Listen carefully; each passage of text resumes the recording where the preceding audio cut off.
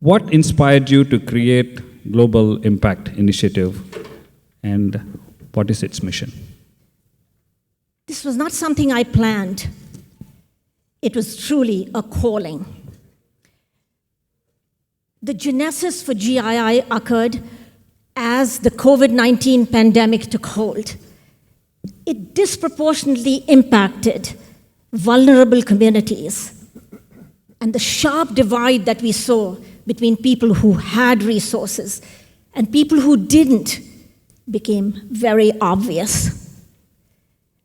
With my experience as an educator, I realized that there were resources, that there were connections. And since everything had shut down, there was also the time to take action. So something that started with some volunteers helping supply donated computers grew as refugees started arriving, and their needs were immense. They faced a world with scant resources, and we started helping them. So it was from the sense of collective, urgent need that GII was born. I do want to say something, though, that although GII was created from a crisis, it is so much more than just a response. It is a way to turn hopelessness into hope, to find pathways for people to assimilate, to integrate, to prosper in a new homeland. It is creating opportunities for them, empowering them through education and through workforce development. Thank you. That's wonderful. You know, SI centers, as one of our part of our mission or how the structure is, we always involve in service activities and other things. And most of the SI centers are limited in their resources and how they can do, how they can perform, what can be done.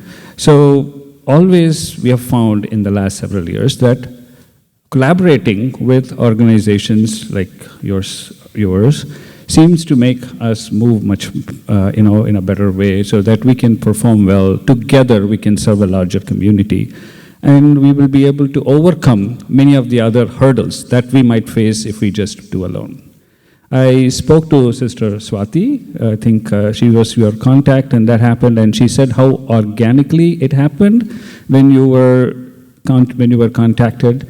And so, on that pretext, if you could please highlight on how the collaboration with SAI started. Certainly. So, collaboration and partnership is the heart of all we do at GII. It is our lifeblood.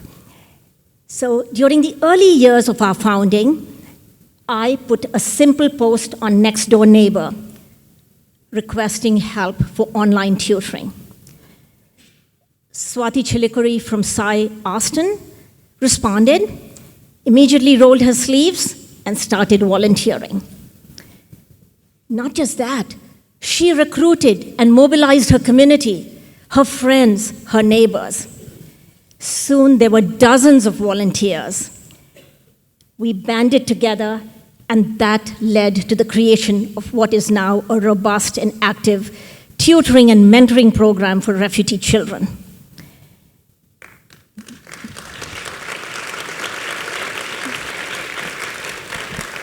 Thanks to the SAI community, hundreds of children have not only survived, but thrived in US schools.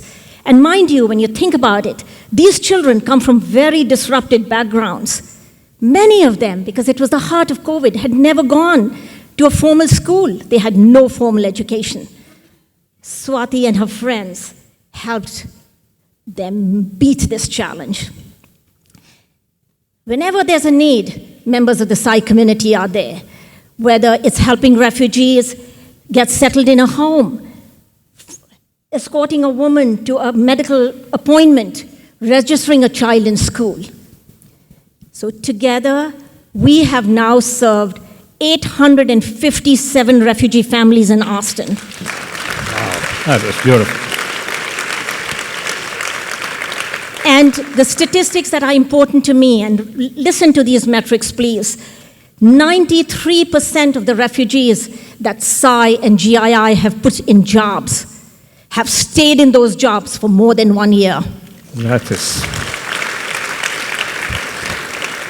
Most refugees change jobs 3 times in a year. But because the SSSIO community gets to know them, helps build trust, and once that trust is established and their needs are clearly identified, they are placed into right jobs. We are not just ticking a box. We are taking our time to get to know this. My friends, when ordinary people get together, extraordinary things happen. Yeah.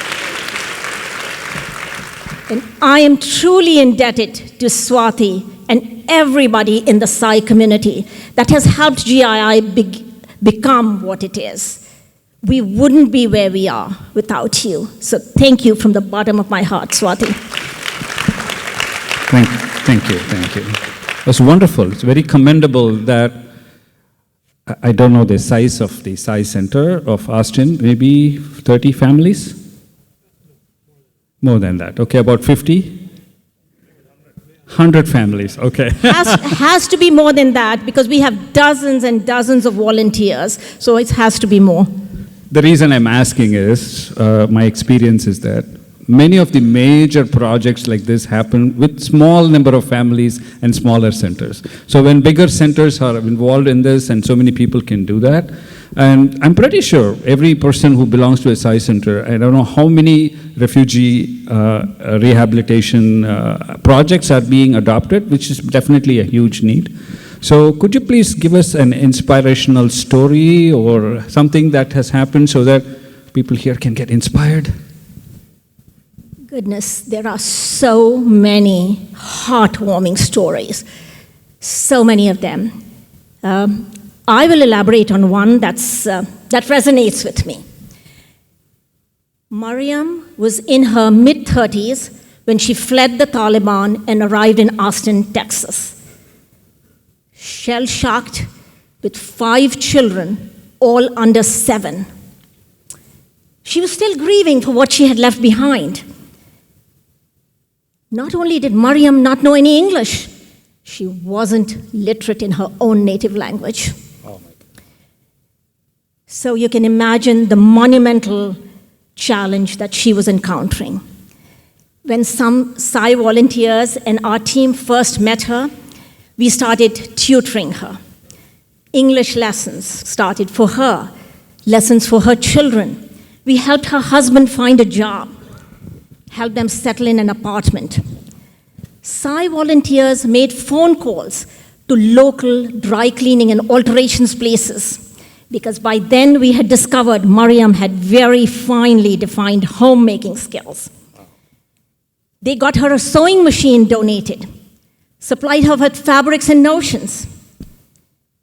Very quickly, Mariam was making $12 to $15 an hour.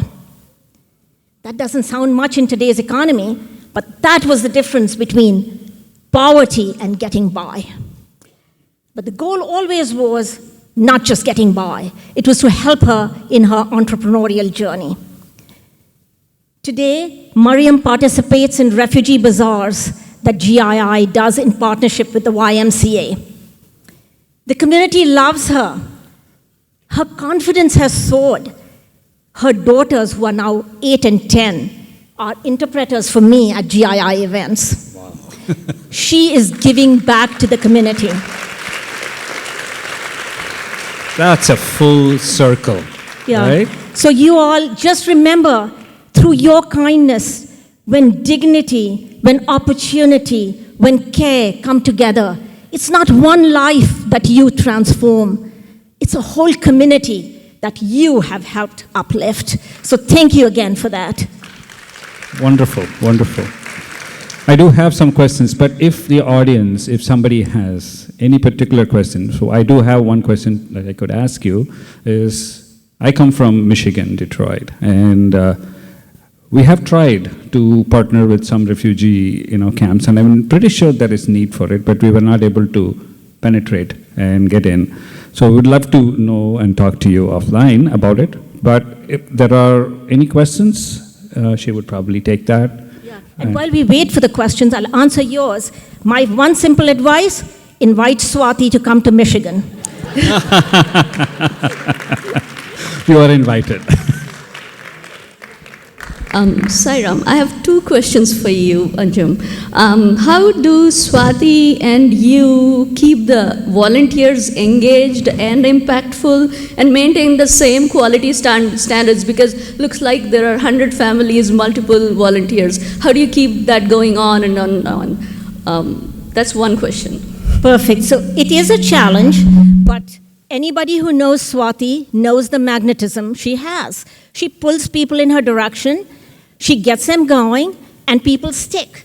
We try to do what we can with our limited resources for volunteers and try to keep them motivated by events, by doing things. But yes, it is a challenge.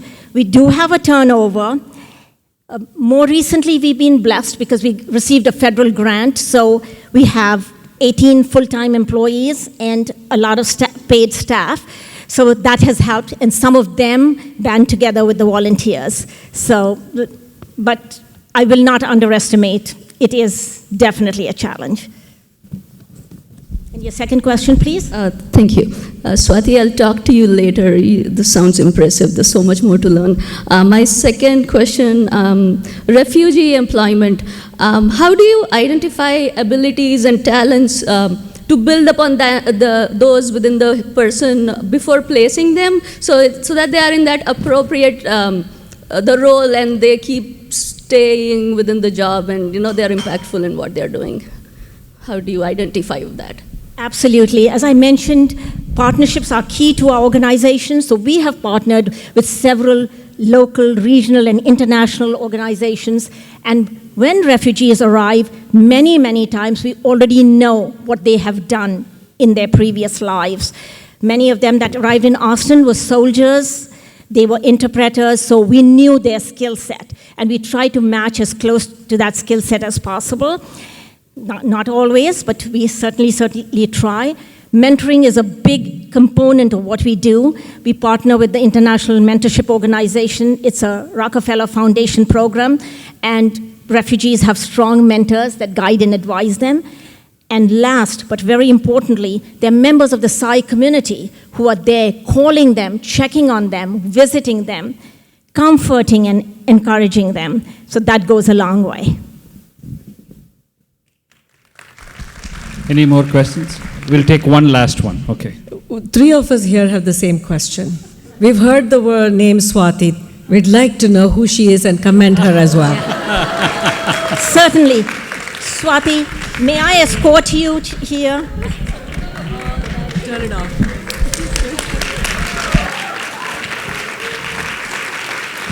Please, please.